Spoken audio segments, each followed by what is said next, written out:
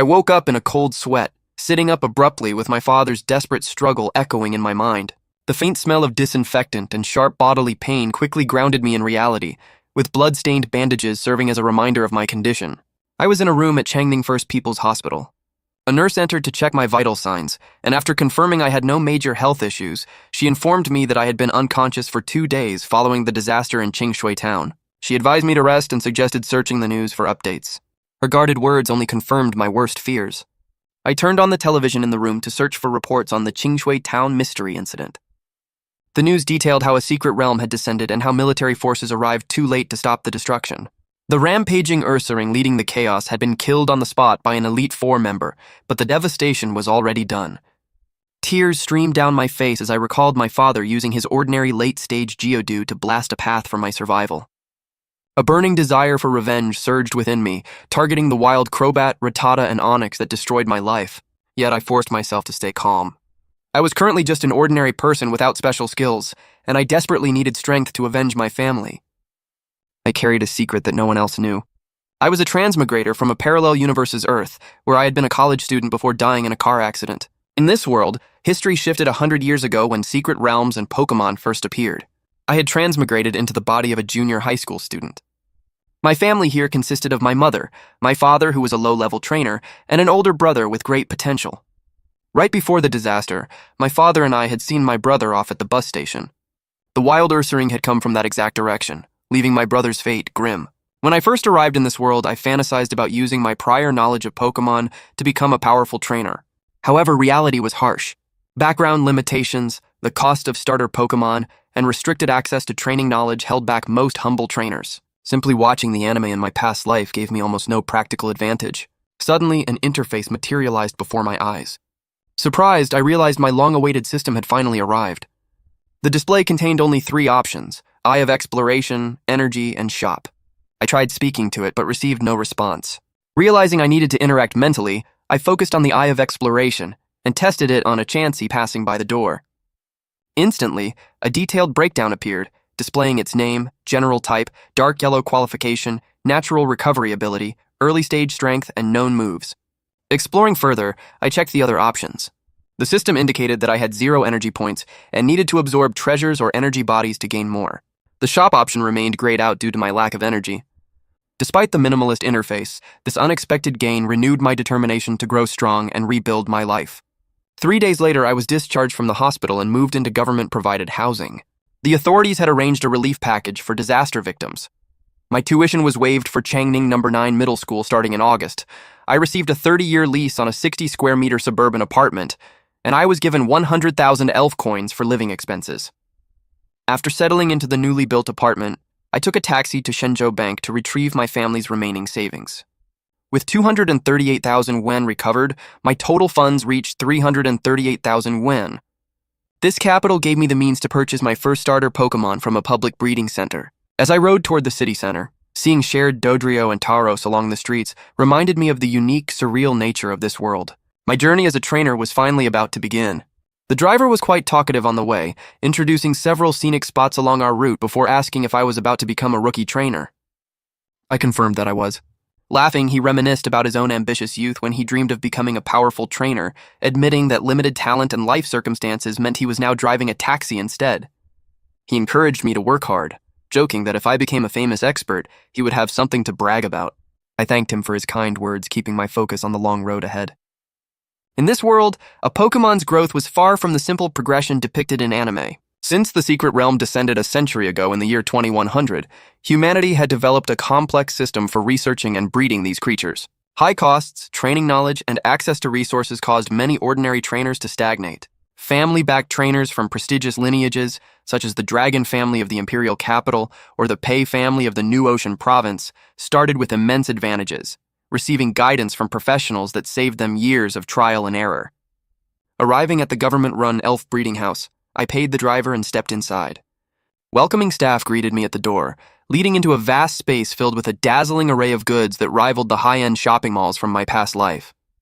Beyond newborn Pokémon and eggs, the facility sold various items, including colorful crystals, specialized Pokeballs, and rows of medical potions. A well-groomed sales assistant approached to ask about my target purchase, and I told her my budget was between 150,000 and 230,000 yuan. Delighted by the high-value sale, she assured me of their clear pricing and quality before leading me to inspect the available Pokémon. A quick review revealed that the living Pokémon within my budget had low potential and ordinary traits. Starter Pokémon with higher aptitude cost millions and remained in short supply, especially since professional staff screened newborns carefully, leaving virtually no hidden gems. Realizing my dissatisfaction, the assistant guided me to the Pokémon egg section, where each egg rested inside a glass cabinet. I used my system to scan them, spotting a deep yellow Sandshrew egg and a pale yellow Paras egg, though neither fully met my expectations. Noticing my hesitation, the assistant mentioned an ongoing egg gambling event in another room, where recent arrivals and existing stock were sold directly. She explained that while she did not personally recommend it due to the heavy reliance on luck and expertise, it offered high risks and high rewards. In this world, Pokémon aptitudes were categorized from gray, white, yellow, green, cyan, blue to purple, which represented the potential to reach divine legendary status. Trainer ranks similarly spanned from beginner to champion, and without rare, heavily guarded realm treasures, a Pokémon rarely surpassed its natural aptitude limits. Driven by limited funds, many novice trainers turned to egg gambling in hopes of striking it rich, though most lost their investments. I followed her into the crowded display room and scanned the remaining 200 eggs using my Eye of Exploration. My system immediately bypassed the risk, identifying 3 high-aptitude eggs hidden among the rest. A light green Cubone with the Rockhead ability, a dark green Staryu with Illuminating ability and Bubble Beam, and a light green male Nidoran with the Hustle ability. Since Changning was inland, I ruled out Staryu to avoid environmental disadvantages. Between Cubone and Nidoran, I chose Nidoran, knowing its final evolution into Nidoking possessed immense power, broad move coverage, and great synergy with its hidden ability. After learning that no new stock would arrive for 2 months, I finalized my decision. I walked out of the breeding house with 180,000 wen deducted from my account, but holding the incubation container made every coin feel worthwhile. The egg itself cost over 160,000 wen, though the assistant threw in the incubator for free. I spent another 20,000 wen purchasing the required incubation fluid, a 7-day supply of Miltank milk, and essential supplies for the newborn. With my first Pokémon secured, my journey as a trainer had officially taken its first real step. The next morning at 6 o'clock, I woke up and washed up. After checking on the egg, I went out for a run. A strong physique would be vital for surviving in the wild as a trainer, so I planned to make exercise a daily habit. I finished my workout at 7:30, grabbed breakfast at a roadside stall, and returned home to shower. Afterward, I ordered several reference books on my phone. Knowledge was invaluable, and in this world, understanding Pokémon physiology and training could easily be converted into competitive assets. I checked on the egg in my bedroom, which represented half of my total net worth, and then turned on the television to watch the Pokémon channel. The broadcast featured the finals of the China Summer King Cup, showcasing a high-level battle between 2 elite young trainers, Long Xiao and Li Shui. The clash between Long Xiao's Dragonite and Li Shui's Cloyster was intense. Cloyster launched a barrage of 3-meter icicle spears, which Dragonite countered by spinning with Fire Spin. Dragonite then descended with Dragon Dive, while Cloyster surged forward wrapped in a frozen wave of surf. They collided with a deafening crash. Covered in wounds, Dragonite pressed the advantage with a close-range Dragon Claw, forcing Cloyster into its shell.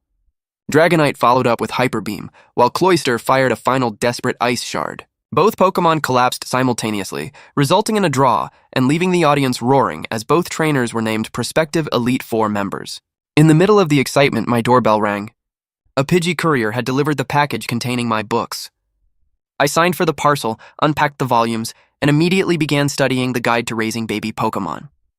Since my formal education had been interrupted, I needed to make sure I was fully prepared for Nidoran's arrival. For the next 2 days, my routine strictly revolved around studying, exercising, and monitoring the incubator. On the second night, the egg began to glow. Remembering that newborn Pokémon form strong emotional bonds with the first person they see, I knelt beside it and laid out a soft cotton cloth. The shell cracked open, revealing a small purple Pokémon with large ears, a sharp horn, and prominent front teeth. Nidoran let out a soft cry, wobbled over, and affectionately nuzzled my hand with a gentle "nee-nee." I stroked its damp fur, welcoming my new partner into the world. After it calmed down, I let it eat its eggshell, which provided essential nutrients for newborns. Once it finished, I gave it a warm bath, dried it off, and placed it on the bedside table where it quickly fell asleep. Exhausted, I lay down and fell asleep shortly after. The next morning, Nidoran woke me up by licking my face. After washing up, I poured a bowl of Miltank milk for Nidoran and prepared breakfast for myself. Once we finished eating, I withdrew a Pokeball, established a mental link with it, and invited Nidoran to become my official partner. Nidoran happily tapped the button with its paw, drawn inside by a beam of red light without resistance. As the capture finalized, I felt a strange gaseous energy surging within my body. Focusing my thoughts, I directed the sensation toward my palm, where faint strands of grayish-white light materialized. Surprised by this latent power, I released Nidoran from its ball. Nidoran looked at the light with curiosity, so I rested my glowing hand on its head. It let out a comfortable sigh. The reference books mentioned that a trainer's mental connection with a Pokeball allows a Pokémon to feed back energy into the human body, strengthening the trainer's physical condition over time. I opened the system interface to inspect my stats, and a prompt immediately popped up. Unknown life energy detected. Absorb? Realizing this energy could power the system, I selected the absorb option. The grayish-white light on my hand instantly vanished, and my system energy value updated from 0 to 1. Although the absorption left me feeling momentarily drained, I could feel new energy slowly regenerating deep within my body. My path forward was finally taking shape. I finally recovered by evening, feeling a few strands of energy circulating in my body once again, just like this morning. This time I dared not let the system absorb it, knowing that doing so would cost me over 10 hours of recovery time. Now that I possessed enough energy, I clicked into the shop on the interface. The store offered a wide variety of items, including healing potions and skills, though strangely, there were no living creatures like elves to exchange for. All that was available were items and breeding manuals. The cheapest item cost 10 energy, meaning my current energy level was not even enough to buy it. I had previously considered purchasing some energy-containing items, but given my current net worth, I did not dare try and decided I would attempt to buy such treasures once I had more money. On the interface, a manual titled Nidoran's Initial Cultivation and Training, and a book titled The Development and Application of Primary Supernatural Abilities caught my eye. Unlike general books, secret manuals featured unique cultivation methods with their own special effects, whereas regular books contained rather ordinary educational content. Knowledge in the world of elves was extremely precious, and people would not easily share it unless they had strong connections.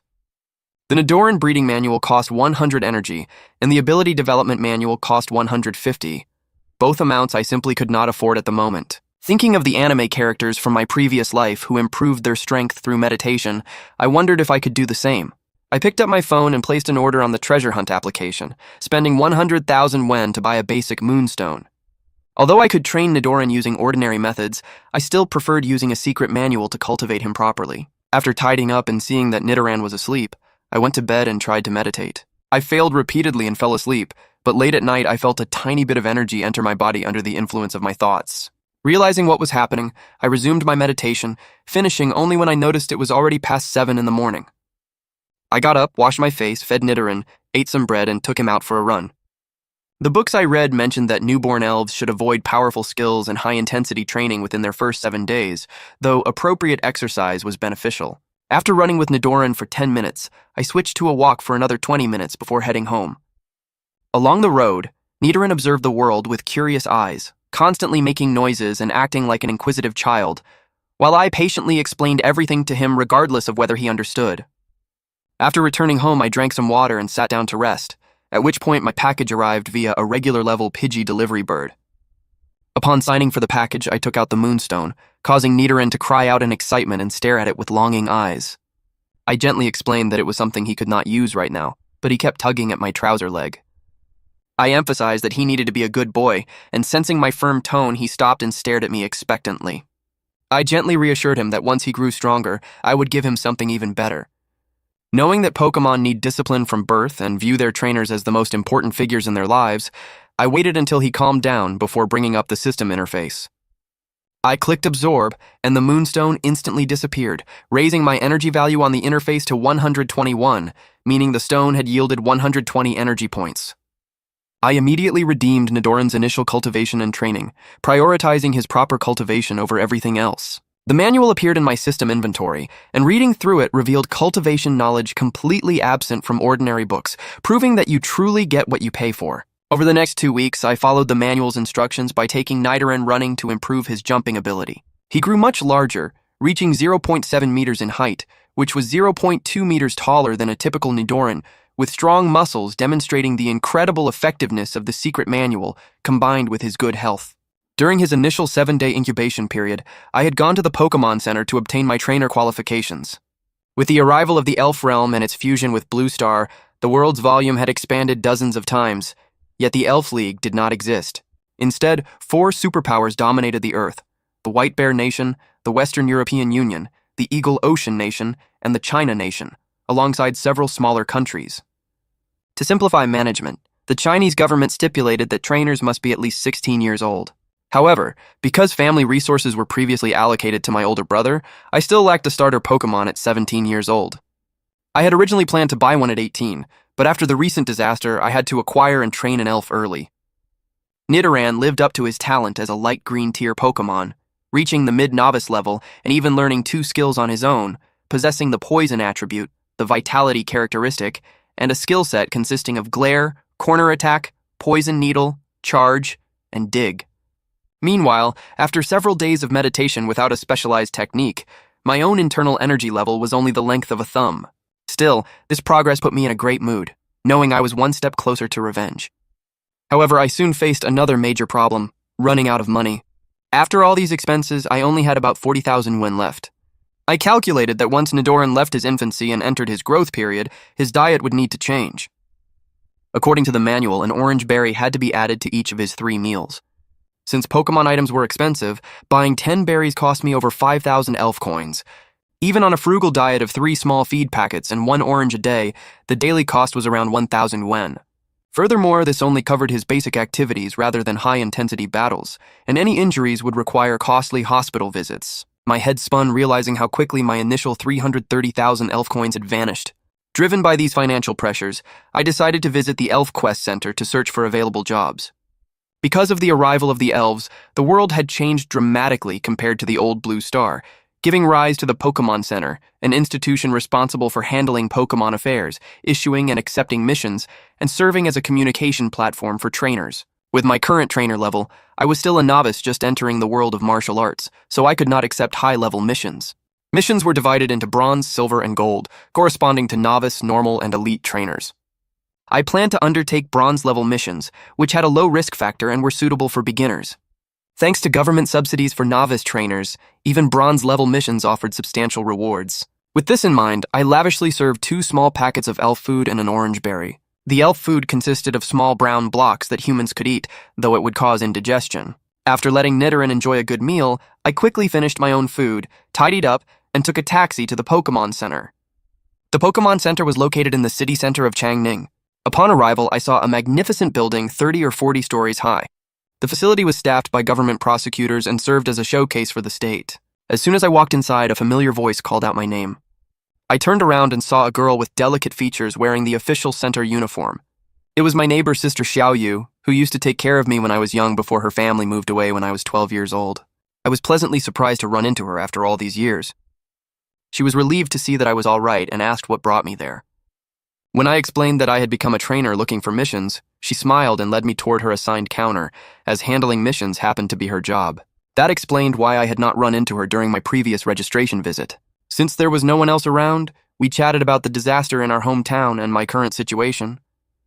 She shared her own experiences, mentioning that she had returned to work in Changning City after graduating from university and was deeply saddened by the recent news from home. Meeting a fellow townsman made her very happy.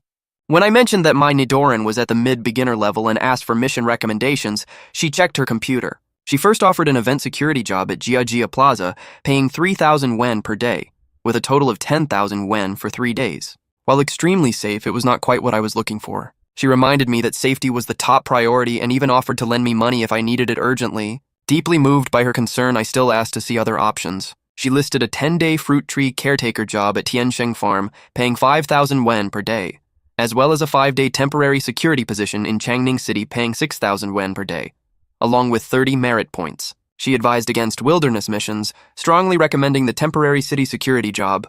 It was led by a regular-level captain inside the city, ensuring high safety. Though the public quota was full, she offered to use her internal connections to secure one of the 2 remaining slots for me. Grateful for her guidance, I accepted the position. A grassroots trainer like me would normally never get such a coveted spot, so her help meant everything. She instructed me to report to the Lancheng District Police Station the following morning. Since her shift was ending, she warmly insisted on treating me to a meal, despite my polite refusal. Afterward, she sent me the task details on WeChat before I headed home. Having lacked family support for so long, her kindness deeply touched me, and I secretly vowed to repay her in the future. Back home, I put Nidoran through some simple training to familiarize him with his skills. We practiced his poison needles using a frisbee with great results, followed by weighted running where I ran alongside him to strengthen our bond. His performance exceeded my expectations, demonstrating considerable strength for his level. Afterwards, I massaged him with special liniment according to the secret manual to promote his growth. Incorporating my own abilities during the massage made Nidoran groan with pleasure. This process helped me better understand my own physical condition. My punching power had reached 280 kilograms, nearly twice that of an average man. Such strength was unimaginable in my previous life, highlighting the extraordinary potential humans could achieve alongside elves. After putting Nidoran to sleep, I sat cross-legged on the bed to meditate. Having grasped the basic patterns over the past few days, I meditated for 2 hours before going to sleep, maintaining a steady routine for my ongoing growth.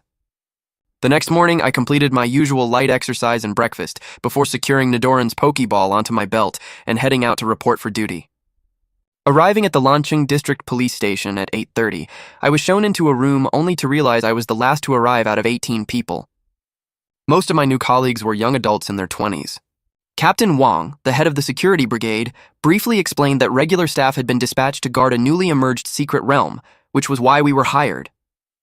He divided our 18-member group into 6 teams of 3.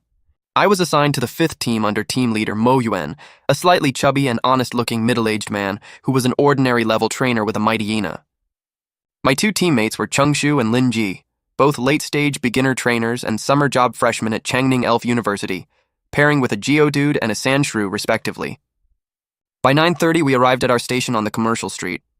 Mo Yuan assigned Chungshu to post duty while taking Lin Jai and me on patrol, enthusiastically explaining our responsibilities along the way. Wearing my blue security uniform, I spent a peaceful morning patrolling, helping keep street vendors orderly, and assisting a lost child in finding his parents. After a short lunch and rest break at the station booth, we resumed our duties at 2 in the afternoon. For the afternoon patrol, Lin Ji and I walked together while releasing our Pokémon to let them stretch their legs and adapt to public surroundings. Watching my Nidoran walk alongside his Sandshrew, Lin Ji praised my Pokemon's exceptional size and build, while I genuinely complimented the sharp claws and excellent care of his Sandshrew. Lin Jai happily explained that university resources had allowed him to cultivate his Pokemon properly. As we walked, I asked him about college life, and he described the major fields, the competitive school teams, and how national funding correlated with tournament rankings. When he asked about my schooling, I mentioned I was entering my final year of high school. Interrupted mid-conversation, I caught a stray balloon and returned it to a chasing child who called me uncle before running off. Lin Jai burst out laughing at the title, though I just smiled, realizing my security uniform was probably to blame.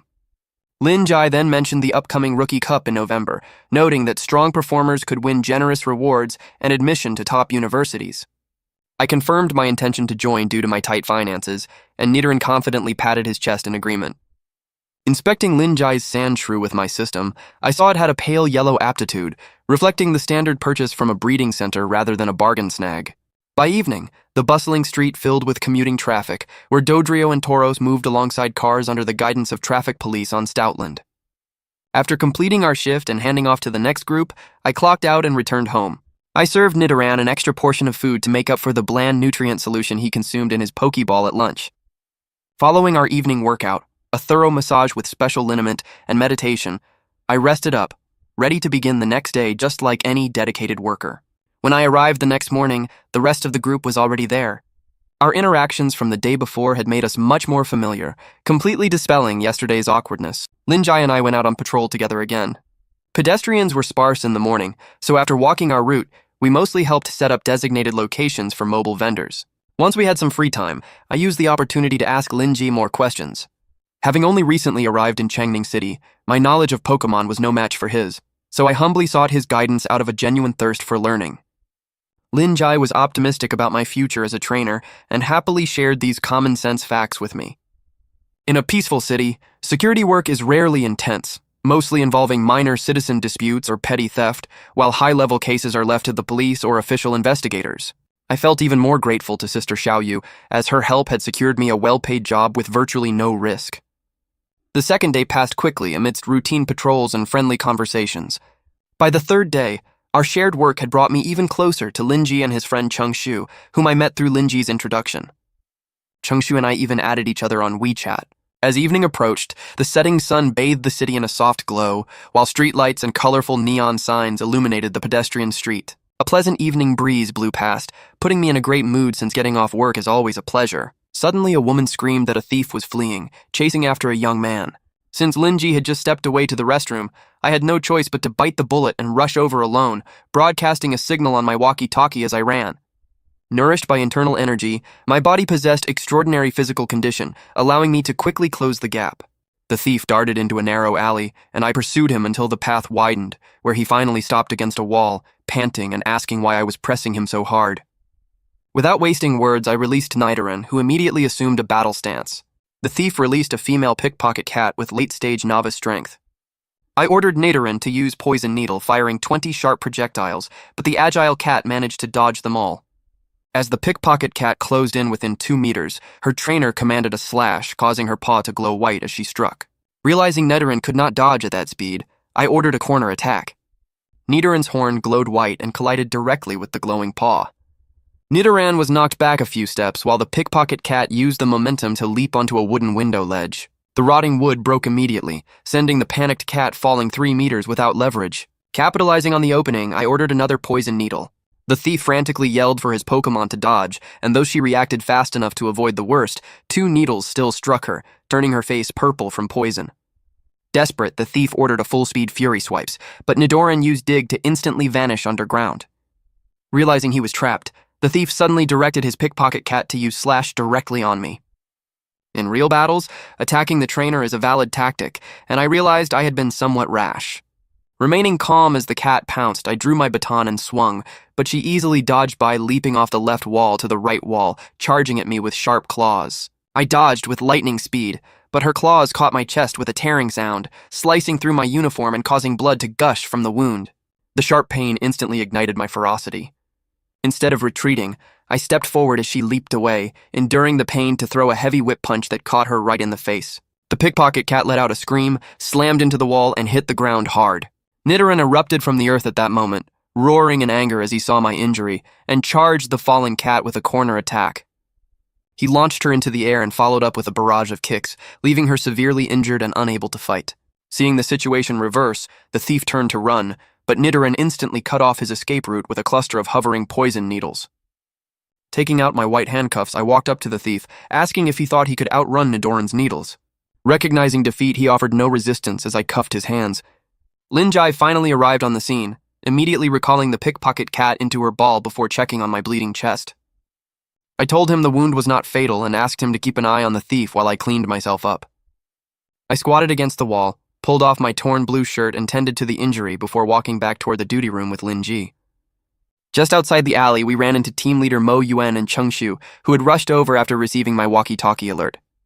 Seeing my injuries, Mo Yuan instructed Linji and Changshu to escort the thief to the guard post while he personally drove me to the hospital.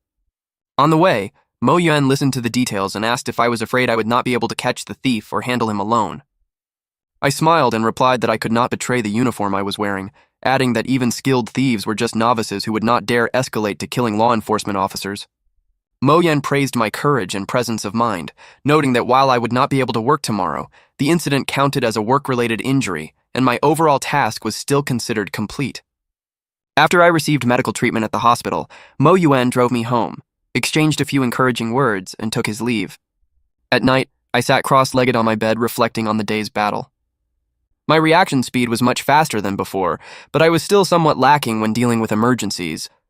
Looking back, when the pickpocket cat pounced on me, I should not have thrown my baton away. I would have been far better off using it directly as a weapon. Still, over the past 2 weeks, my internal energy had brought considerable improvements to my overall physique, giving me a clearer direction for my future training. Nidoran sidled up to me, calling out softly. I understood that he was still apologizing for my injury, so I reassured him that it was not his fault, and that I had not expected things to turn out that way either. Even so, he felt guilty, believing he had failed to protect his trainer. I comforted him by pointing out that his poison needle accuracy was a bit too low during the fight, promising that we would start targeted training the next day. Hearing this, Nidoran let out a sigh of relief, determined to work hard. I advised him to rest as tomorrow's session would be tough. When I changed my bandage, I noticed my wounds had already scabbed over, a rapid recovery driven by the warm current of my supernatural ability flowing through the injury. The night passed quickly. That morning, I refrained from physical exercise due to my injury. After Nidoran finished his routine session, Linji and Chungshu visited me with a gift of fruit. During our conversation, I explained that I had to hand in the task and regretted being unable to continue working alongside them. We chatted for a while before they said goodbye. Once they left, I headed straight to Sister Xiaoyu's counter at the Pokémon Center. When I told her I was there to hand in the task, she asked in surprise why I was stopping with 2 days remaining. I explained that I was injured during the chase, which earned me a stern reproach for my impulsiveness and a reminder to put safety first. I jokingly praised my own dedication and asked her to check my task progress, mentioning that my team leader assured me I would still be paid for a work injury. Checking her computer, she confirmed the mission was complete, awarding me 20,000 yen plus 50 merit points from the police station, likely credited for catching the thief. After receiving my payment, I took my leave, declined a dinner invitation, and headed to Jejia Plaza to purchase supplies. Seeing the security guards in the square, some of whom were my age, I briefly wondered if I would have avoided injury by choosing a guard post instead. I bought a remote-controlled airplane specifically for Nidoran's accuracy training, along with other essential items. The 20,000 yen I had just received was almost entirely gone, though I kept the remaining merit points untouched. Back home, I released Nidoran and fitted him with a new adjustable weight-bearing vest. Leading him to an open space near our residential area, I adjusted the vest to 30 kilograms for his speed training. After his run, he was panting heavily, so I guided him through stretching and relaxation exercises according to the manual's instructions. I then brought out the remote-controlled airplane to work on his poison needle technique, pointing out that his accuracy against fast, small targets needed work. With Nidoran listening attentively, I explained my solution, the pin-shaped poison needle technique.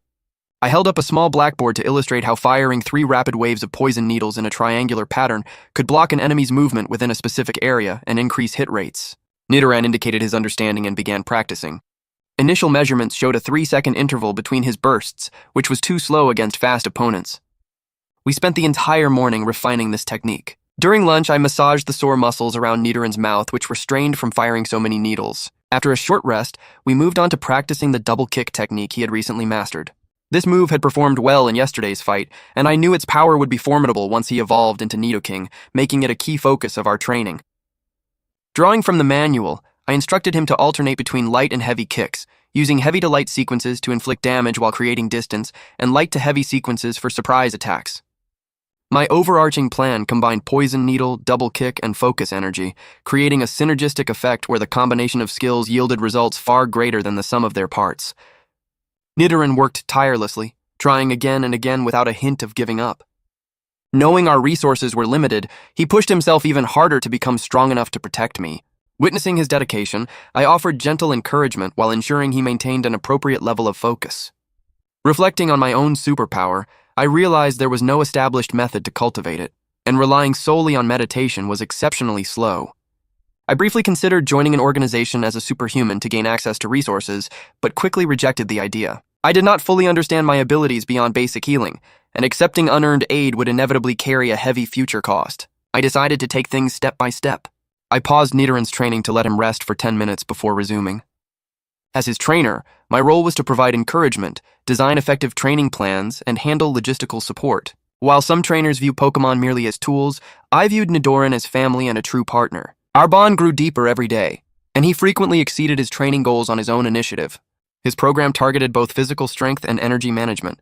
Since poison is his primary attribute, my next goal was to increase his toxin intake. However, acquiring suitable toxins required significant funds, which meant I needed to undertake more missions, leaving less time for pure training. While many trainers from humble backgrounds saw their talents wasted this way, Nidoran's high inherent potential meant the short-term impact would be minimal. By the 3rd day of intensive training, Nidoran had made remarkable progress, seamlessly integrating focus energy into his moves. The time required to execute the triangular poison needle technique dropped from 3 seconds down to just 1 second. Although not yet instantaneous, it had already formed a practical combat capability. His upcoming training would center entirely on refining his poison attacks, but with money remaining the primary bottleneck to his growth, I began preparing to take on new missions. Dozens of poison needles flashing with purple light shot toward the remote-controlled airplane, which dodged them at extremely high speed. A moment later, the weapon on the plane fired replica bullets at Nidoran, but he dodged them all effortlessly. While maneuvering, Nidoran retaliated by firing a triangular pattern of poison needles that struck the plane with a sharp clanging sound, causing it to crash. Seizing the opportunity, Nidoran accelerated, gathered white energy in his feet, and leaped up to unleash a series of kicks. Seeing that he was about to beat up the crashed plane, I hurriedly stopped him to prevent him from completely scrapping the training aircraft. At first, I could easily dodge Nidoran's attacks with the remote control, but after weeks of practice, his accuracy and reaction time had improved so much that he almost destroyed the plane. After encouraging Nidoran, I offered him some food and sat down to eat my own meal. It had been more than 50 days since Nidoran was born. He stood 0.9 meters tall with well-developed muscles, able to use all his base skills and even execute combination moves. His energy fluctuations had grown much stronger, placing him near the late stage of the beginner level, though my savings had dwindled to just over 20,000 yuan. While I was eating, my phone rang with a call from Lin Ji. He and Changshu were planning a mission to Yongqing Forest near Changning City and invited me along. I considered the offer for a moment, agreed, and set a meeting point in the west part of the city before hanging up. I quickly packed my gear into a single large bag, as a 20 cubic meter spatial storage backpack cost 300,000 yuan, an expense far beyond my current means. I loaded my bag with essential medicines and survival supplies before setting off. When I arrived at the meeting spot, Lin Ji and Changshu were already waiting. After exchanging pleasantries, Lin Ji drove an off-road motorcycle with me as a passenger, while Changshu rode his own motorcycle. We had two primary objectives: gathering lumberries, the raw material for sobering potions, which paid 1,000 coins per fruit, and collecting Weedle venom sacs. With only 7 hours until sunset, we could not afford to spend the night in the wild, even in a beginner-level zone like Yongqing Forest. Upon entering the forest, I noticed how tall and straight the trees had become since the arrival of the elves, their overlapping shadows filtering the sunlight as Pidgey flew overhead and insects chirped in the brush. We parked, locked, and hid our motorcycles, sticking strictly to the outskirts of the forest due to rumors of elite elves deeper inside. Changshu pulled out a map produced by an established information broker group, explaining that our destination fruit trees were 2 kilometers to the east. He warned us that since the task was posted that morning, other teams would also have bought the map, so we needed to move quickly. We released our Pokémon and picked up our pace, arriving at the location shortly after. Changshu scanned the fruit tree through his binoculars, reporting 3 early-stage Butterfree, 7 Metapod, and 20 Caterpie guarding the area. Linjai noted through his own binoculars that 20 lumberries remained on the tree. To avoid unnecessary injuries to our Pokémon, Linji proposed a plan to lure 2 of the Butterfree away using sweet nectar carried by Changshu's Geodude.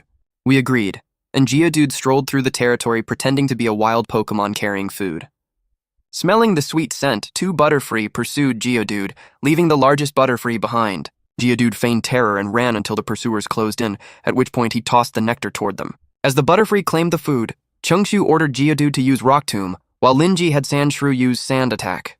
The 2 Butterfree were struck down instantly, and I immediately ordered Nidoran to finish them with a triangular poison needle pattern. Both Butterfree lost the ability to battle, and Changshu captured them with Pokeballs. Catching the 2 Butterfree meant extra profit, as beginner-level Butterfree could sell for 30,000 yuan on the current market.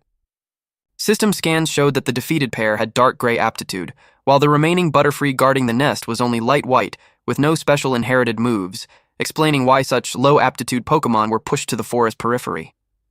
With only 1 late-stage beginner Butterfree left alongside the Caterpie swarm, we decided to skip further baiting and launch a direct strike. Approaching Butterfree's territory, the 3 of us paused to finalize our tactics.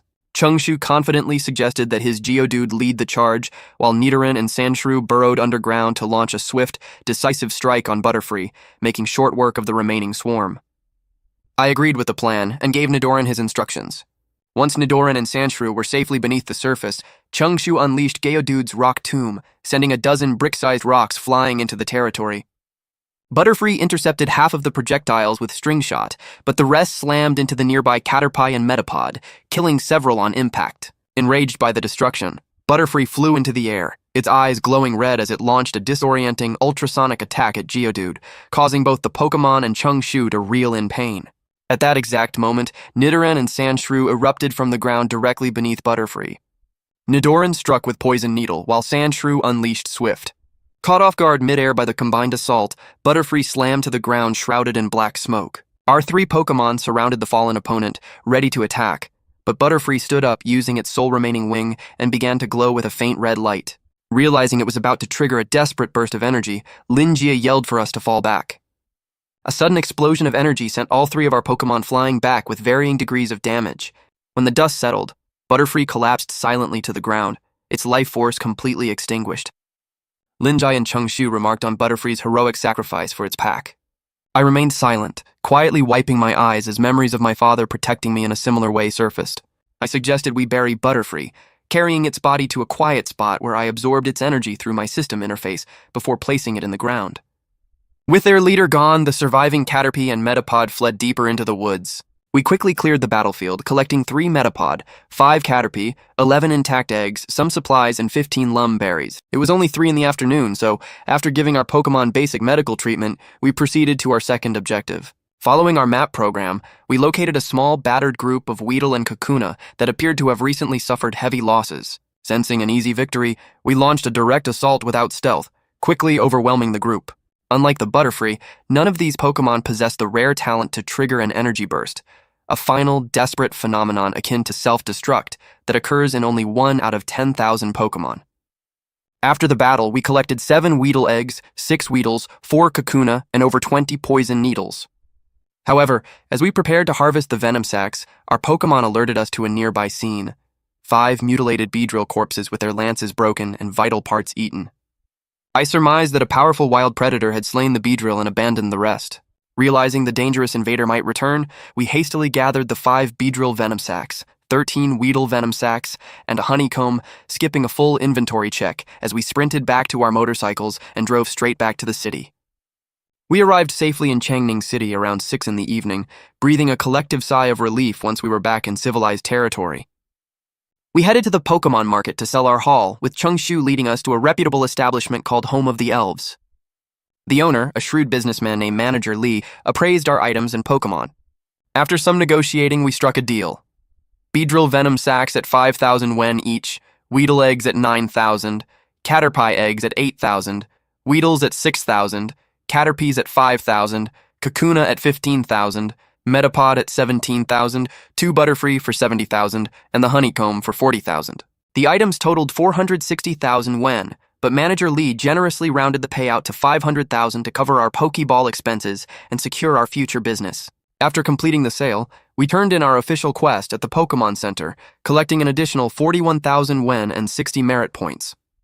Since Changshu and Linji had supplied the vehicles and equipment, my share came out to 150,000 yen and 20 merit points, a massive windfall for a single day.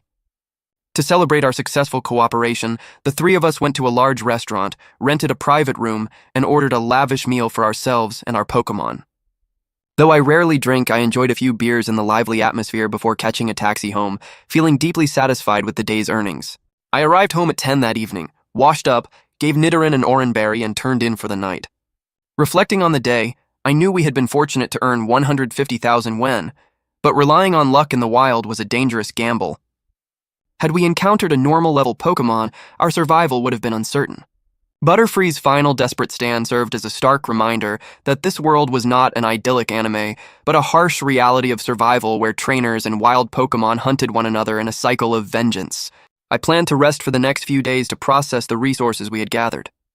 Sitting cross-legged on my bed, I opened the system interface and noticed my energy points had jumped from 21 to 161, meaning absorbing Butterfree's body yielded 140 points. Since the Beedrill corpses had produced nothing, Butterfree was clearly special. Delighted with this windfall, I purchased the development and application of basic supernatural abilities for my system inventory, retrieved the physical book, and began reading. The text explained that superpowers categorized into spiritual telekinesis, physical aura power, Viridian-style life energy, and dragon control abilities. My own power closely resembled Viridian energy, enhancing my physical body while granting minor healing traits. Following the book's cultivation methods, my progress sped up tenfold, drawing ambient energy into my body and clear-headed focus to my brain.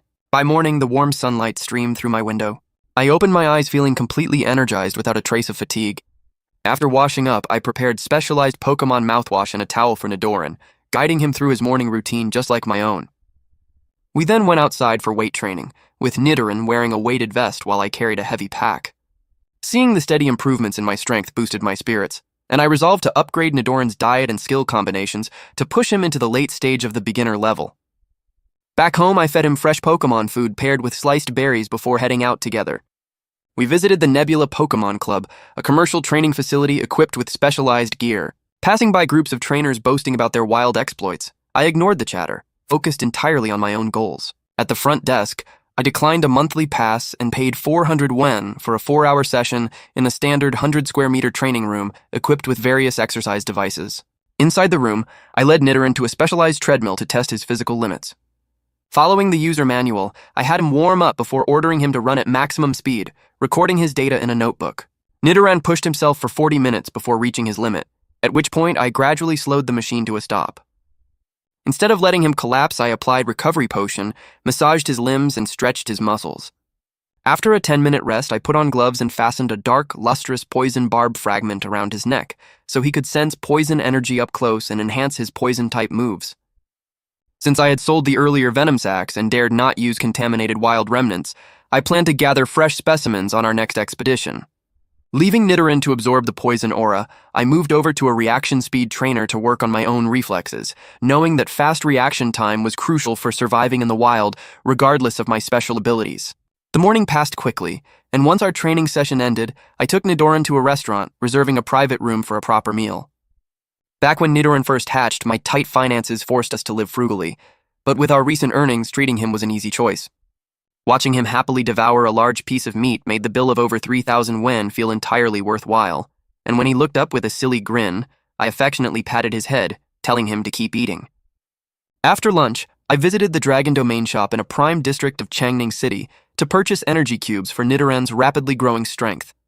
Approaching the impressive building guarded by security personnel with Puchiena, I walked past welcoming staff in elegant attire directly to a polished saleswoman. I requested poison-type energy cubes, and she guided me to the display area, inquiring about Nidoran's mid-novice level.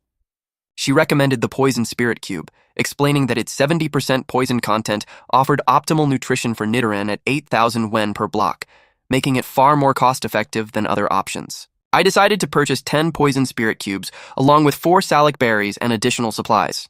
The saleswoman quickly packaged the items, and I stepped in to carry them myself.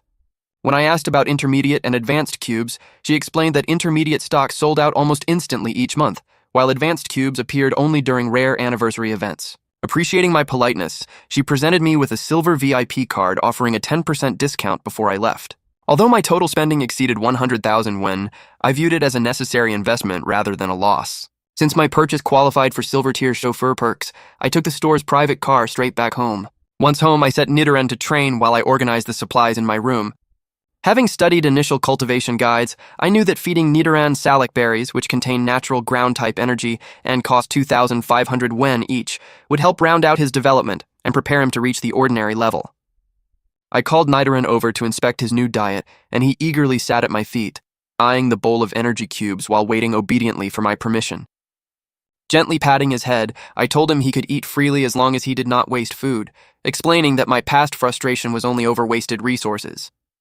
Through the mental link connecting us via his Pokeball, I felt his understanding. I encouraged him, explaining that absorbing this poison energy would strengthen his poison needle move, allowing us to win more battles, earn more money, and buy even better resources. Nidoran devoured the cubes and fruit pieces rapidly, licking the bowl completely clean. Afterward, we relaxed on the rooftop together under the warm afternoon sun, where Nidoran rolled onto his back so I could massage his belly for digestion, letting us enjoy a peaceful moment of companionship. 3 days later, Nidoran naturally reached the late stage of the beginner level, acquiring new moves including Glare, Horn Attack, Poison Sting, Focus Energy, Dig, Double Kick, Sludge Bomb, and Helping Hand. Seeing Helping Hand on his status panel made me consider raising a second Pokémon in the future. For now, with Nidoran nearing peak beginner condition and plenty of energy cubes remaining, I plan to focus on adaptive training before venturing back into the wild.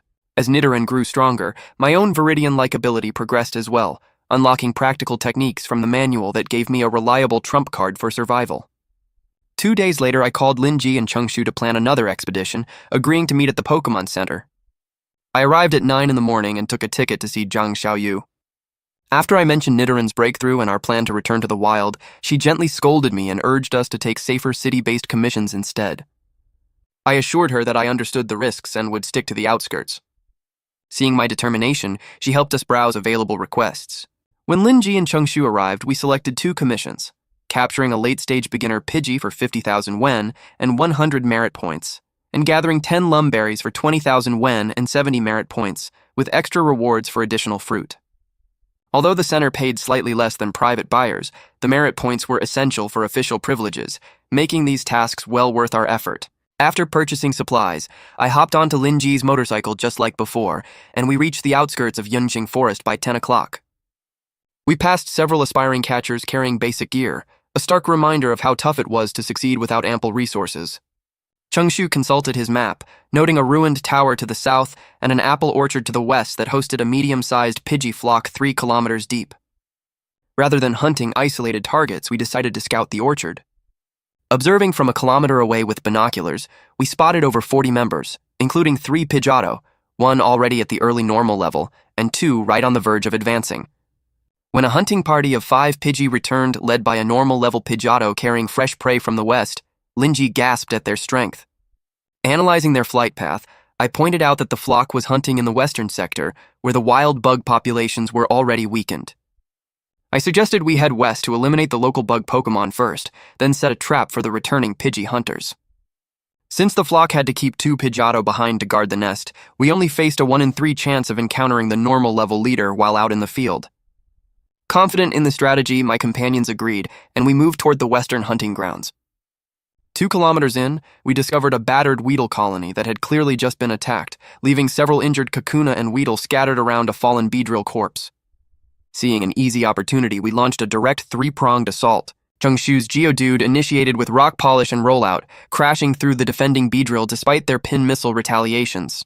As one Beedrill attempted to counter, Sandshrew burst out from underground with Metal Claw, slamming it into a tree. When the second Beedrill tried to take flight, I ordered Nidoran to knock it down with Sludge Bomb, following up with Poison Sting to finish the battle. After securing the area, we captured the defeated Beedrill and Pokeballs alongside 2 Honeycombs, 6 Kakuna, 10 Weedles, and the salvageable parts from the dead Beedrill. Packing the heavy harvest into my bag, I wished once again that I could afford a spacious spatial backpack. With the area cleared, Changshu pulled out our trapping gear.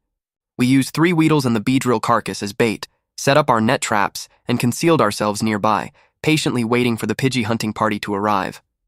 We waited in total silence until 3 in the afternoon, eating lunch quietly while repeatedly knocking out the trapped Weedle whenever it stirred. Just as we were on the verge of giving up, the flapping of wings announced the arrival of a Pidgey hunting party, led by a late-stage beginner Pidgeotto. As the lead Pidgeotto swooped down to seize the bait, Changshu triggered the alloy nets, trapping the Pidgeotto and another bird behind it. Before the lead Pidgeotto could recover from its panic, our 3 Pokémon launched Sludge Bomb, Swift, and Rock Tomb simultaneously, leaving it severely wounded.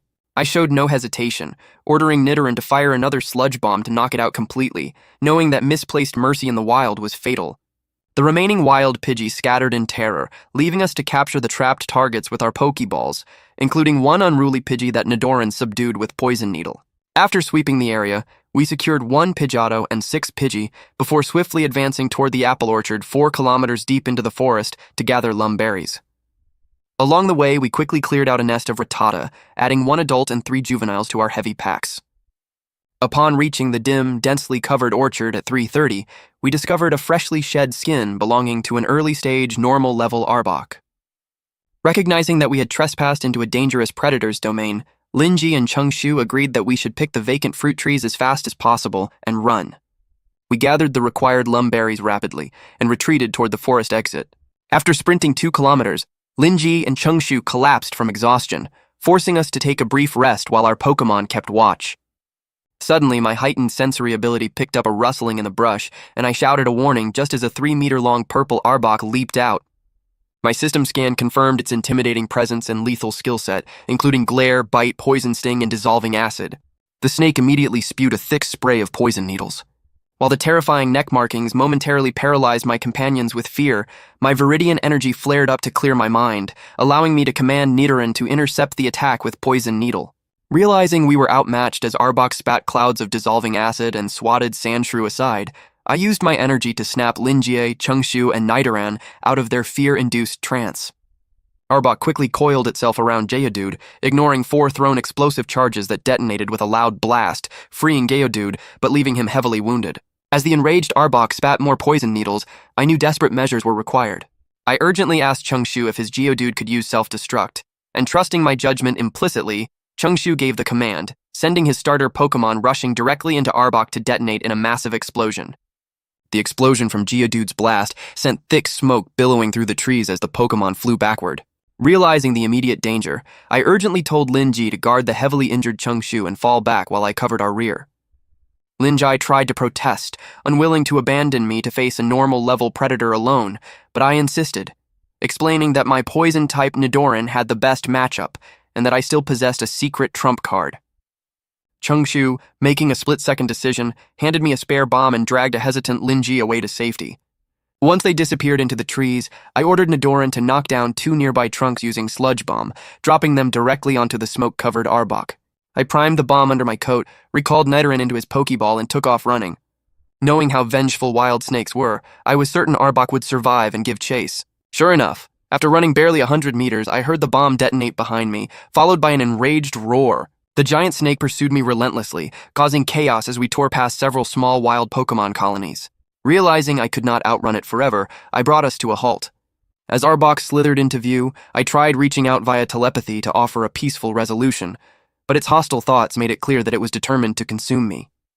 Seeing no alternative, I released Nidoran and formed hand seals to activate my supernatural technique, Spirit Infusion. The surging energy transferred into Nidoran, temporarily boosting his power up to the early normal stage.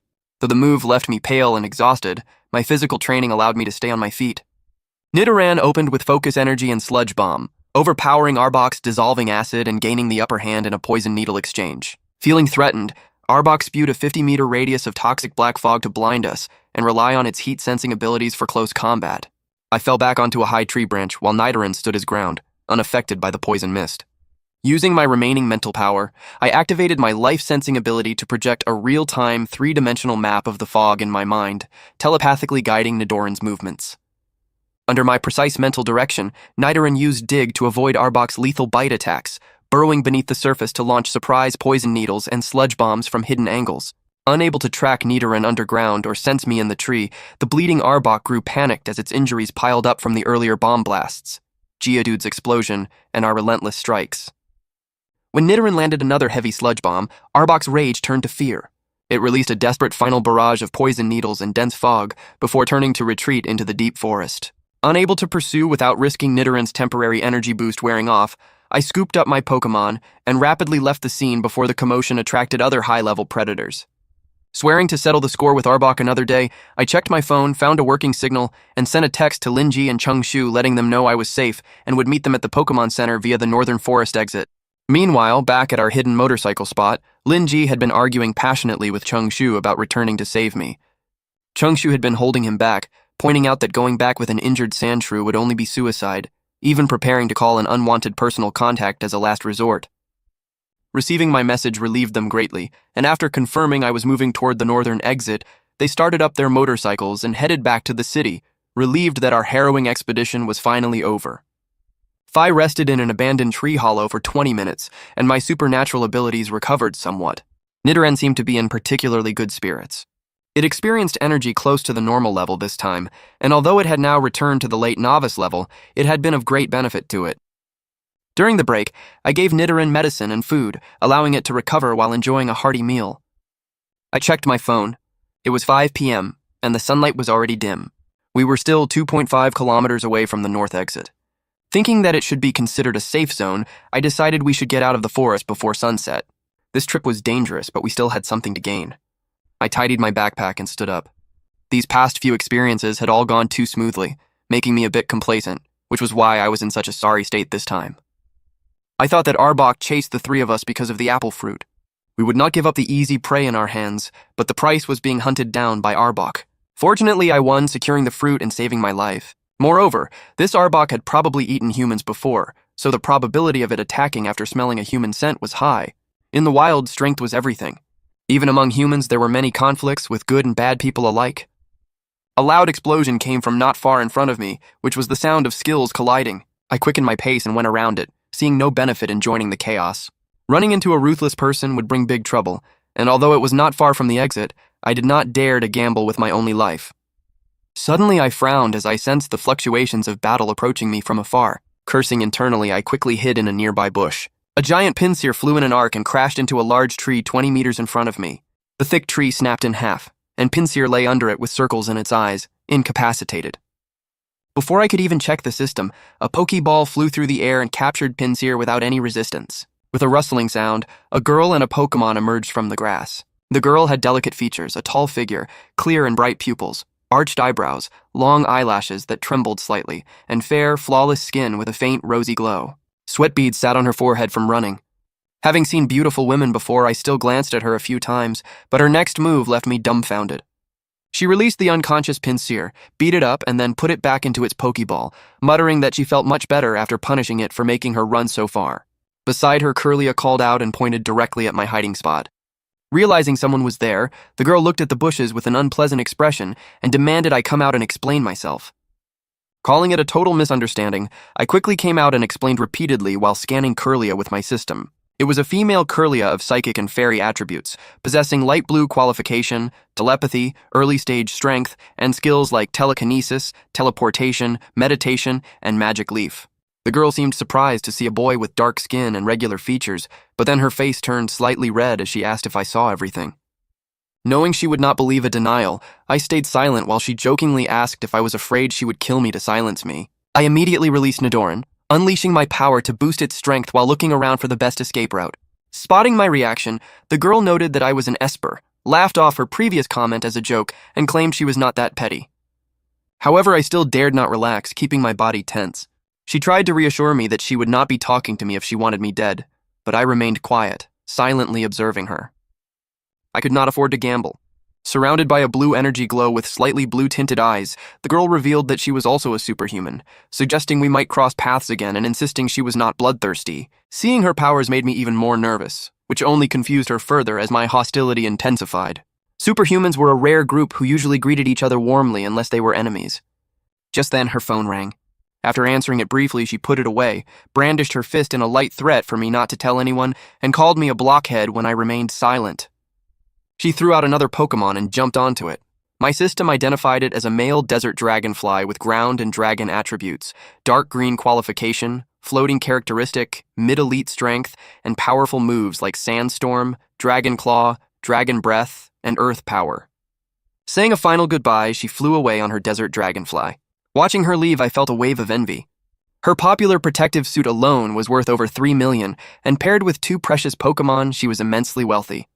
Remembering her beating up Pinsir made my lips twitch, though I doubted we would ever see each other again. I composed myself and did not take her words to heart. I quickly headed toward the exit with Nidoran, wanting no more accidents. Using my powers twice had taken a heavy physical toll on my body, exhausting me completely. Fortunately, my ability had a healing function, allowing me to recover quickly enough to use it twice. At 6:30, I arrived at the exit just in time. After walking a short distance, I caught a taxi to the Pokémon Center. When I got off, Linji and Changshu were already waiting. Linji patted my shoulder, glad I was all right, while Changshu smiled in relief and suggested we eat first before discussing our spoils. I got on my motorcycle and followed them to a nearby restaurant, where we booked a private room. Before the food arrived, Linji curiously asked how I managed to escape such a strong Arbok, and Changshu looked at me with equal curiosity. I lied to them, claiming I used a powerful cleanse bomb and ordered Nidoran to knock down surrounding trees to block Arbok's path, allowing me to escape undetected in a different direction. I chose not to reveal my status as a superhuman, preferring to avoid trouble and keep my power as a hidden trump card for desperate situations. The waiter brought our food along with a meal for Nidoran, who immediately dug in. Meanwhile, their Pokémon were still receiving treatment at the Pokémon hospital, especially Geodude, who had sustained serious injuries. At the dinner table, after several rounds of drinks and dishes, the main meal arrived. Changshu put down his beer and strictly insisted that since I deserved the most credit, he and Linji would each take only 10% of our harvest. I quickly refused, reminding him that little Geodude had even self-destructed and his own contribution was massive. After arguing for a long time, we finally agreed to split everything equally, with them taking half together and me receiving the other half. I felt a genuine warmth in my heart, knowing my kindness had not been misplaced. Changshu then flushed slightly and asked if he could pay to keep the Pidgey from our hall because he really liked it. I told him he could simply take it without paying, and Linji readily agreed, but Changshu adamantly refused to accept it for free. Seeing his insistence, I stopped arguing. After the meal, we headed to the store manager, Mr. Lee, at the Elf House. Warmly receiving us once more, he processed our transaction quickly, Excluding the items needed for our Pokemon Center quest and the Pidgey, we sold our haul for 700,000 yen. Pidgeys commanded a high price due to their flying nature, leaving us thoroughly satisfied. I then turned in my quest at the center, earning 85,000 yen and 245 merit points. Gathering in a corner of the center, we split our earnings. Chungshu contributed 125,000 yen for the Pidgey to keep the math simple. I received 500,000 yen and 125 merit points. Though it was more than I expected, they insisted, leaving me deeply moved. Feeling grateful, I invited them out for drinks and karaoke. I stumbled home drunk at 11 o'clock. I could have used my superpowers to instantly sober up while washing my face, but I wanted to enjoy the moment. I felt truly happy, not just for the money, but for having such great companions. After circulating my internal energy, my head cleared up. My phone rang with a call from Zhang Xiaoyu. Having finished work at 6 p.m. without seeing me, she called to check in. We exchanged pleasantries before hanging up. Afterward, the image of that pretty girl from the afternoon flashed through my mind, followed by the memory of her beating up Pinsir. I shook my head violently to stop daydreaming. She was clearly a wealthy girl with a high status, while I was just a student in the late novice stage. Despite my abilities and system, our paths were unlikely to cross again. Feeling an empty stomach, I went to the kitchen to prepare a late-night snack. I cooked instant noodles for myself and set out an energy cube meal for Nidoran. Bringing the food into the living room, I turned on the news. The broadcast reported that the government had dispatched 3 top leaders to successfully encircle and suppress Organization R on Tianmen Island. Seeing top-tier experts involved made me smile at my own overthinking, as a late novice trainer like me had no business worrying about high-level affairs. Still, watching king-level battles in the wild sounded far more thrilling than standard tournaments. Nidoran called out strongly while watching the screen, expressing its dream to become as powerful as the Elite Four Pokémon on television. Patting its head, I smilingly promised that we would definitely reach that level together. Nidoran had performed exceptionally well today, especially with the speed and power of its Poison Needle and Poison Mud Bomb. Its energy level was already approaching the late novice stage. Using my Spirit Possession ability had allowed it to briefly experience standard-level power, which would greatly benefit its future training. It was clearly on the verge of evolving. To maximize its potential during this crucial leap, I knew I needed to prepare specific materials outlined in the breeding manual. I got up to clean the kitchen and living room, having grown accustomed to preparing our daily meals over the past few months. After tidying up, I helped give Nidoran a bath. It acted playfully, shaking its body to splash water all over me, but I just smiled and dried it off. After drying my own hair, I walked into the bedroom and suddenly stopped. There was an unexpected object sitting on my bed. Alerting Nidoran, my Pokémon immediately rushed over and stood guard in front of me.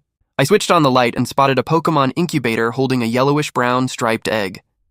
Scanning it with my system, I identified it as an Elekid with electric typing, dark green qualification, the vital spirit ability, and moves including Tackle, Leer, Thundershock, Discharge, and Brick Break. Next to the incubator lay a heavy briefcase and a parcel. I wondered how such a precious Pokémon had ended up in my room. Stepping forward, I picked up the heavy briefcase and unzipped it, finding 300,000 yen in cash alongside 2 thick books. Confused as to who left these and why, I examined the books. One was a valuable collection of insights from a beginner breeder, complete with recipes and instructions for making energy cubes. The other was a comprehensive guide to raising Electabuzz, covering both basic and advanced methods. Opening the package next, I discovered several fragments rich in ground energy. I instantly recognized them as Earth Spirits, highly valuable items capable of enhancing the aptitude and power of ground and rock-type Pokémon during evolution. Wondering who could leave such immense wealth, I lifted the incubation device and noticed an envelope lying underneath. My pupils constricted and complete disbelief washed over my face as I opened the letter to read its contents. What caught my eye was a letter written by my elder brother. He explained that by the time I read it, he might have already left. During the elf attack, he met a benefactor, joined their organization, and was doing well. Seeing how I was faring gave him peace of mind, so he chose not to reveal his location or leave contact details. He mentioned that his work was complicated and could implicate me, but he urged me to accept the resources he left behind. He asked me to work hard, build my strength, and avenge our ruined home, as he could not do it himself. Finally, he expressed his hope that we would meet at the summit. I smiled and wiped away my tears, relieved to learn my brother was alive, even if he could not see me. I wondered what he was doing, why he left no contact information, and how he acquired resources worth millions, but knowing I was no longer alone filled me with joy. Beside me stood Nidoran, looking puzzled. I smiled, patted its head, and reassured it that its resources had arrived to make it stronger. Nidoran happily sensed the items it longed for inside the package. I told it to prepare for intense training tomorrow, and it lay down next to me instead of returning to its den. Sitting cross-legged on my bed, I entered a state of cultivation. With 500,000 elf coins earned that day and nearly 1 million worth of resources from my brother, I had the means to rapidly improve my skills and continue our training. I created a plan for Nidoran to build its strength before the school year, finish reading the book on beginner cultivators, and continue superpower training. Time flew by fast, and soon the last day of July arrived. School was starting the next day in August because the college entrance examination remained a crucial opportunity for ordinary people to change their fate after the descent of the spirits. My newly hatched Elekid quickly reached the mid-novice level. Nidoran was kind to its new companion, and the two often sparred. Though Elekid was defeated by Nidoran's superior combat experience, it never gave up. I gave Elekid special pointers after each session, allowing it to hold its own longer against Nidoran, whose training continued strictly according to plan. Throughout July, Linji and I went on many adventures and gained a lot. My Elekid grew rapidly, mastering skills like Tackle, Leer, Thundershock, Discharge, Brick Break, Double Team, and Thunder Punch, steadily improving its mid-novice strength. Nidoran was just one step away from the normal level with skills like Leer, Horn Attack, Poison Sting, Focus Energy, Dig, Double Kick, Sludge Bomb, Helping Hand, and Double Team. Since it had not been in the late novice stage for long, I advised it to hone its energy. I also used the Spirit Attaching technique so it could experience normal level energy, ensuring its eventual breakthrough. My own superpowers also reached a new level, granting me telekinesis, minor healing, and seamless telepathy with regular Pokémon like Arbok. This heightened affinity kept wild Pokémon from bothering me, though I still continued hunting. Right after dinner, Chungshu called to invite me to the forest bar for drinks and a discussion. I tidied up, recalled Nidoran and Elekid into their Pokeballs, hung them on my belt, and rode my new motorcycle to the bar. 20 minutes later, I arrived at the bustling venue. Bars had become massive hubs for trainers, needing to release stress after dangerous adventures. Inside the noisy bar, vibrant music played while crowds danced. Once I stepped into Chungshu's private room, the heavy walls blocked out the noise. Chungshu greeted me, and I sat opposite him and Linji, who was beaming with joy next to several attractive hostesses. Chungshu dismissed the hostesses, sending them away despite Linji's reluctant gaze. Linji complained that we should enjoy ourselves more after stressful adventures, but I smiled and shook my head, explaining that I had no interest in such things and preferred to keep to myself. I found it strange that they dismissed the hostesses for me, but Chungshu soon revealed the real reason. His Geodude was showing signs of evolution, and he needed 500,000 yuan to buy evolution treasures. I readily agreed to transfer the money from the more than 1 million yuan sitting in my bank account. Chungshu thanked me and mentioned he had previously lent his own money to Linji, whose Sandshrew had successfully evolved to the normal level. That explained Linji's non-stop smiling. The three of us drank beer and chatted for a while before I said goodbye. I hailed a taxi home to avoid any trouble with traffic police. Back at my place, I washed up and cultivated to prepare for school the next day, knowing I needed to revise my plans. August 1st marked my first day of school. Early in the morning, I washed up, did some simple exercise, and prepared food for my two Pokémon. After eating breakfast, I placed them into their Pokeballs, clipped them to my belt, put on my backpack, and rode my motorcycle to school. The school's resources and guidance held great benefits for me. Comparing my memories of my past life with the current education system, I found the lessons in this post-descent world far more interesting. Students chose between regular and trainer tracks, shaping their studies accordingly. Not everyone was willing to embark on the dangerous path of a trainer, preferring the safety of the city, and keeping Pokémon simply as companions. However, that was not enough for me. I understood that revenge could only be achieved through Pokémon, and the special social status that trainers held was exactly what I wanted. I arrived at school at 7 o'clock. After passing through the gate, I left my Pokémon at the breeding room nearby and used my phone to find my classroom. Class 13 of Senior 3 was located on the 4th floor of Building A in the first room on the right after the middle staircase. I quickly found the room and went inside. Seeing many teenagers chatting lively, I felt overly mature despite being a 17-year-old boy myself. I casually sat down at a desk in the back row and observed my surroundings. This world forced youth to mature early, but apart from pursuing trainer paths, the students were not much different from those in my past life. Soon, the class reached 50 students. A middle-aged man walked into the classroom, adjusted his glasses on the podium, and announced that since everyone had arrived, he would address us. He explained that our previous background did not matter as much as our next choice, instructing anyone who wanted to leave the trainer track to register with him immediately. 10 students stepped forward to register before returning to their seats. The teacher informed them to report to Class 5 after the period, while warning the rest of us that pursuing the trainer path was a binding choice. He noted that he was not our homeroom teacher, as placement tests starting the next day would separate regular students into classes 1 through 8, development trainers into classes 9 and 10, and full-time trainers into classes 11 through 20. Class 20 received the best treatment, subsidies, resources, and guidance. As the class burst into excited whispers, I sat quietly in the corner of the last row with no one beside me. In this world, those with strong skills enjoyed superior conditions, so the system made perfect sense to me. The teacher took a sip of water and clarified that classes 11 through 15 formed one tier, classes 16 through 19 formed another, and class 20 was the elite level capped at only 30 students. Unlike standard classes of 60 or 70, class 20 concentrated its vast resources on just 30 individuals. He explained that trainers with normal level Pokémon would automatically qualify for class 20, while the remaining spots would go to the highest test scorers. A slender, ordinary-looking boy raised his hand to argue that allowing regular students direct entry without testing was unfair. The teacher countered that absolute fairness did not exist, only relative fairness, and that placing normal-level trainers into standard tests would be truly unfair to novice-level students. Normally, people obtained their first Pokémon at 16 when their soul power matured enough to link with a Pokéball and absorb energy. The government encouraged this age limit to prevent mental instability and maintain law, enforcing strict penalties for using Pokémon illegally. However, wealthy families often paired children with Pokémon early on to build lifelong bonds. Combined with secret techniques, specialized training, and abundant resources, a massive gap formed between the rich and the poor. For children from humble backgrounds, schools served as one of the few platforms to bridge that divide. The classroom fell silent. The teacher added that students could challenge normal-level peers once they felt confident, earning their privileged treatment upon winning. He emphasized that in society, even relative fairness had to be earned through personal strength. When the bell rang, he sent the 10 registered students to Class 5 and instructed the rest of us to prepare to move textbooks during the next period. I got up to use the restroom, reflecting on how some were born into privilege while others were born to struggle. To transcend social classes, one had to work hard rather than complain about injustice, and I was determined to achieve the life I wanted through my own efforts. When the next bell rang, the teacher returned with a few students carrying textbooks, which were then distributed for self-study. I spent the rest of the morning reading a history book. After school, I ate lunch alone at the cafeteria, spent time with Nidoran and Elekid, and returned to the classroom to read. In the afternoon, the school held an opening ceremony on the main playground.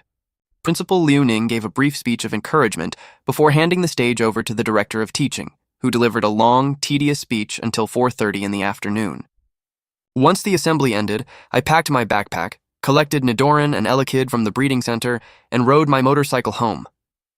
With my superpowers, I could sense my 2 companions complaining from their Pokeballs on my belt, bored after a day without training. I arrived at the classroom early that morning, and once everyone was present, our middle-aged teacher led us to the school's large playground. Principal Liu Ning sat on the elevated platform alongside several other school leaders. Every year, Changning No. 9 Middle School hosts this competition for senior students to determine class assignments. Being assigned to Class 20 is not permanent, as midterm and final assessments reevaluate everyone based on a system mimicking the official college entrance examination, where Pokémon battles account for 70% of the total score and theoretical knowledge accounts for 30%. Regular students in classes 1 through 8 focus on standard academics, though they still learn basic Pokémon lore since humans and Pokémon are deeply intertwined in daily life. Director Huang from the teaching department stepped up to speak. He possesses 3 elite-level Pokémon and is a certified elite beginner trainer. Despite his tendency to talk at length, his strong desire to show off, and his receding hairline, he remains quite capable. Perhaps mindful of the tight schedule, the leaders kept their opening speeches to about 20 minutes, focusing primarily on rules and safety precautions. I was prepared for a long-winded address, but Director Huang proved surprisingly practical when speaking before higher officials, demonstrating why he holds his position. Director Huang then invited Principal Liu Ning to address us. Following a round of applause, Principal Liu stood up and encouraged us to demonstrate our true strength to secure the resources we deserved. He introduced several visiting officials, including Deputy Director Niu from the Changning City Education Bureau, Captain Li from the Pokémon Center's investigation team, and Regiment Commander Wu from the local military garrison. Each official received enthusiastic applause as they stood to acknowledge the crowd. Principal Liu then announced the immediate start of the tournament, showing his usual decisive style. I stepped forward and drew my number, landing spot number 66 in Ring C. Excluding those focusing solely on breeding, 618 students were pursuing the trainer track. 6 of them were already at the normal level, leaving 612 students to compete in the bracket. Although my true strength reached the normal level, I relied primarily on Nidoran's peak novice power, confident that it would easily secure my place in Class 20 without revealing my full hand. The playground was divided into 4 main arenas labeled A, B, C, and D. After each match, trainers and Pokémon received a 1-hour rest period to heal, though severe injuries could still impact overall performance. This system was designed to accommodate students while preparing them for real-world conditions, where injuries in the wild carry severe risks and rest is a luxury. Wilderness survival depends heavily on luck and adaptability rather than turn-based rules. Some lucky individuals encounter rare, weakened Pokémon or valuable items right away, while others face relentless swarms of Beedrill, Rattata, or dangerous predators like Arbok and Gyarados. This high-risk environment is precisely why many people avoid the trainer path, choosing safer academic careers instead. Thus, the school's structured tournament rules provided a fair environment for us to test our limits. While waiting in the preparation area, I watched the ongoing matches in the different rings. A trainer's family background was often evident just from their Pokémon. In Ring A, a girl summoned a mid-stage novice Squirtle, while her opponent nervously called out a mid-stage novice Machop. The battle started on even footing, but after 10 minutes, Machop accumulated numerous injuries while Squirtle remained largely unharmed due to its superior baseline defense. After 5 more minutes, Squirtle finished Machop off with a water gun. The girl secured her victory just as I expected. Machop's trainer made frequent tactical errors from the start after losing his composure, proving that while starter Pokémon hold inherent advantages, poor guidance ultimately costs the battle. Neither trainer appeared to have real wilderness experience, relying on rigid turn-based exchanges rather than the fluid, decisive tactics required in true combat. Having spent significant time training in the wild, my focus remained on executing fast, accurate, and decisive strategies. Loud cheers suddenly erupted from the audience near Ring D, drawing my attention to an intense clash between an Eevee and a Tangela. The Eevee fired a Shadow Ball at point-blank range, producing a cloud of smoke before leaping backward to land stylishly on the field. It barked with pride, looking thoroughly pleased with itself. Tangela had attempted to trap Eevee with paralysis powder when it closed the distance, but Eevee absorbed only a fraction of the powder and recovered just as Tangela swung its vine whips.